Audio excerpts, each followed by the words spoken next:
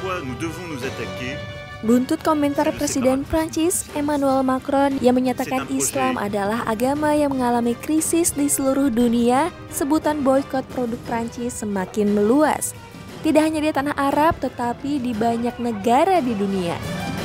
Aksi pemboikotan produk Prancis sudah berlangsung di Kuwait dan Qatar. Supermarket di Kuwait mengosongkan produk-produk Prancis di rak tokonya. Di Yordania dan Qatar juga terjadi hal serupa.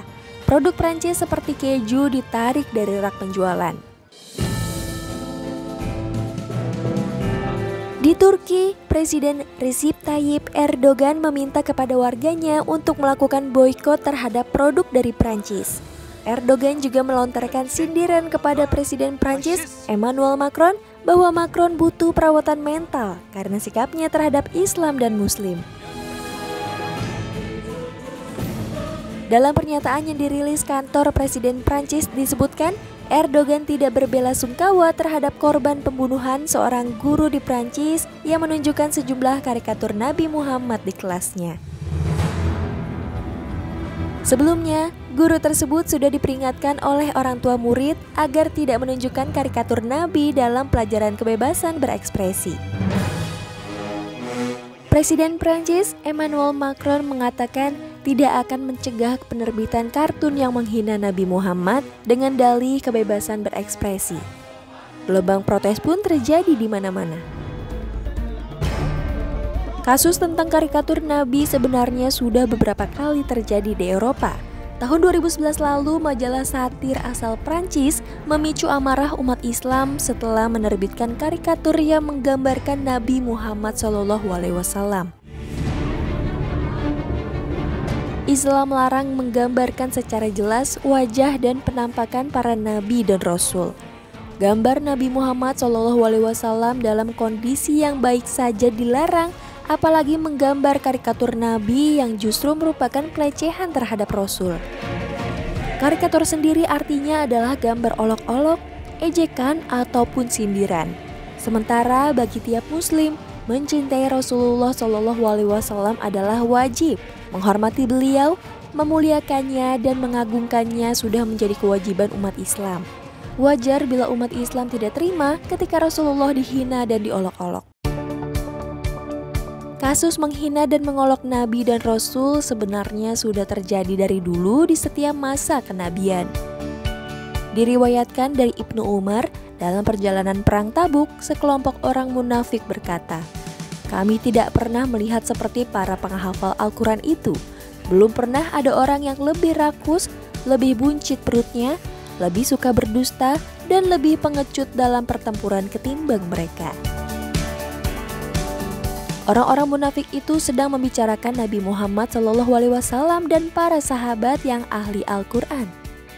Ketika persoalan ini sampai kepada Nabi SAW, orang-orang munafik tadi didatangkan kepada Nabi dan mengatakan, "Wahai Rasulullah, sesungguhnya kami waktu itu hanya bersenda gurau dan bermain-main saja, sebagaimana obrolan orang-orang di perjalanan jauh demi mengisi waktu luang." Kemudian Rasulullah SAW berkata kepadanya dengan membacakan firman Allah, "Dan jika kamu tanyakan kepada mereka tentang apa yang mereka lakukan itu, tentulah mereka akan menjawab, 'Sesungguhnya kami hanyalah bersenda gurau dan bermain-main saja.' Katakanlah, apakah dengan Allah, ayat-ayatnya dan Rasulnya kamu selalu berolok-olok?" Al-Quran Surat At-Taubah ayat 65. Al-Quran telah menjelaskan bahwa mengolok-olok Allah, Rasulullah, dan ayat-ayat Allah adalah suatu bentuk kekafiran. Bahkan permohonan maaf dari pelakunya pun tidak akan diterima. Allah berfirman, "Tidak usah kamu minta maaf karena kamu kafir sesudah beriman. Jika kami memaafkan segolongan kamu lantaran mereka bertaubat, niscaya kami akan mengazab golongan yang lain disebabkan mereka adalah orang-orang yang selalu berbuat dosa." Al-Quran Surah At-Taubah ayat 66. Pemerintah Indonesia sendiri melalui Kementerian Luar Negeri sudah mengecam pernyataan yang disampaikan oleh Presiden Prancis yang dinilai menyudutkan agama Islam dan membiarkan penerbitan ulang karikatur Nabi Muhammad SAW. Baik masyarakat dan ulama Indonesia juga mengecam masalah yang berulang ini. Dia salah ketika menganggap Islam sebagai agama krisis. Padahal yang dilecehkan adalah Nabi Muhammad SAW. Maka saya meminta sebenarnya kepada pemerintah ini untuk memberikan reaksi terhadap Presiden Prancis. Kenapa? Karena apapun itu, Islam itu adalah merupakan agama terbesar di Indonesia. Larangan gambar Nabi dalam bentuk apapun sebenarnya dikarenakan kekhawatiran akan memunculkan pengultusan dan pemujaan terhadap Nabi Muhammad SAW. Selain itu, tidak mungkin ada yang bisa memastikan bahwa gambar itu adalah gambar yang sebenarnya. Mengingat tidak ada satu orang pun di dunia saat ini yang tahu wajah Nabi. Bahkan ada larangan dari Nabi SAW untuk menggambar makhluk hidup. Dari Ibnu Mas'ud radhiyallahu anhu, ia berkata, Rasulullah SAW bersabda, sesungguhnya manusia yang paling keras disiksa di hari kiamat adalah para tukang gambar, mereka yang meniru ciptaan Allah. Muttafaqun alaihi.